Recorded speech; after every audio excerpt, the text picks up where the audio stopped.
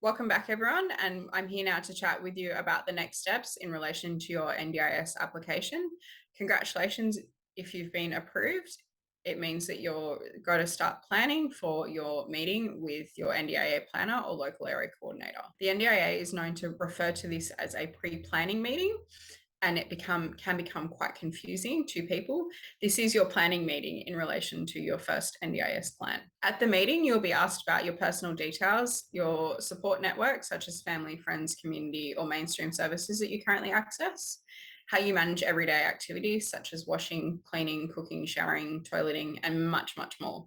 They'll also discuss with you your safety at home in the community. This refers to physical safety, environmental safety, and feelings of your mental safety as well. They'll also discuss with you the goals you would like to set and try and work towards achieving. You can have as many goals as you would like. We suggest that you submit these goals in writing prior to the meeting if you can.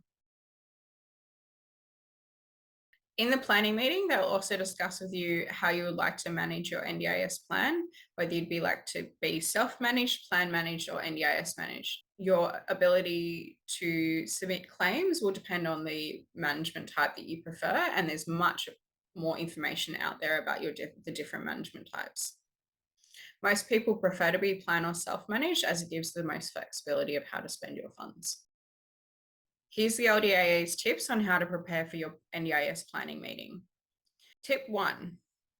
Confirm which disabilities or diagnoses have been accepted by the NDIA. For example, you may have applied for support with tick-borne disease, anxiety, and depression, but the NDIS has only accepted you for, say, anxiety. It's important to know which conditions were approved so that you can tailor your goals and support requests towards these accepted conditions and diagnoses. The planning booklet supplied by the NDIS may help you with the next steps. See the link on screen. Tip 2, write out a list of all the things you require help with, e.g. cleaning, gardening, showering, assistance doing your admin, going to the toilet, supports in the community, support to coordinate your healthcare, shopping, transport, finding housing, finding and keeping work. The number of hours you think you need help for each of these activities, the frequency of the task or activity, such as showering once a day, the time you usually complete the task. So some people might shower in the morning and some people might prefer to shower in the evening before they go to bed. The number of people required to help with this support. So this means the number of people that it takes to assist you to do this activity. Some people might just need assistance with setting up their bathroom so that they can shower and also tidying up afterwards, whereas other people might need someone to completely assist them with showering from head to toe and set up and pack up afterwards. The number of people you require might change over time, and that is okay. Just tell them what you need now. And if you're not sure, that's okay. You can also tell them that you don't know. Keep in mind, anything you require support with that does not require direct assistance, such as medication management, housing applications, shopping, or admin. These are things that you might not immediately think that you require assistance with, but might come into light the longer you've been a participant on the NDIS. We've created this example on screen to help guide you on how to potentially display when you need support. There's no right or wrong answer. It's just about what your needs are. When you're writing up what your supports are that you require, you'll need to keep in mind the support that you also receive from your friends and family. When having discussions with your informal support network, you'll need to keep in mind what they want to achieve now that you have support and the potential to be able to do new and other things. Some people might find that their informal support would like to go back to working more, and that's okay. They might find that the informal support is prepared to continue supplying that support at the rate that they have previously.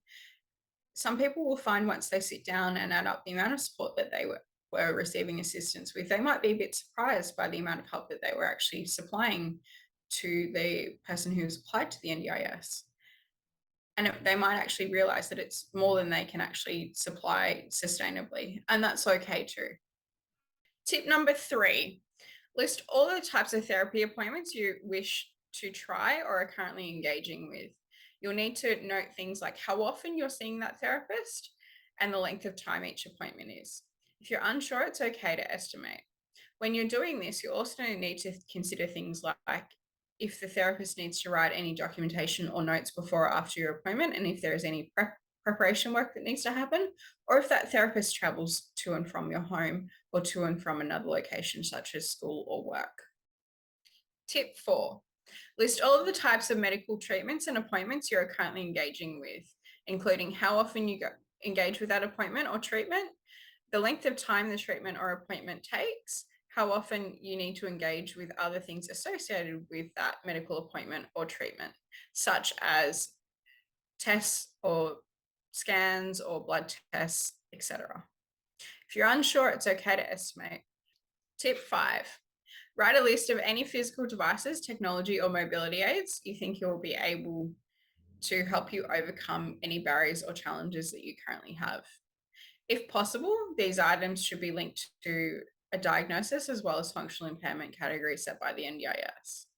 This may include items that you're already using, and these items may be household items as well, such as a hairdryer or a grab rail or a wheelchair. It is important that you tell the NDIA if you've ever been exposed to or at potential risk of harm, social isolation, are vulnerable due to financial circumstances, or potentially have a cognitive impairment.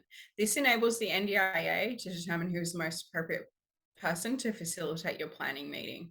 Once you have completed your planning process meetings, the information you have supplied will be sent to the NDIA delegate for their approval. It is important to note that the planner you sit with at the meeting generally cannot approve the contents of your plan.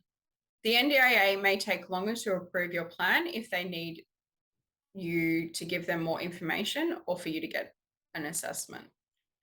For children younger than 7, the aim of the NDIA is to approve a plan within 90 days after the person becomes a participant.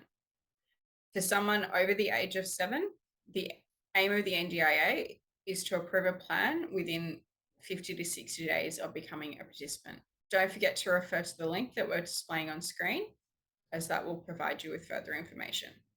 If you have any further questions about any of the information we've supplied or tips we've supplied here today, please feel free to reach out to us at the relevant email address that we're displaying on screen.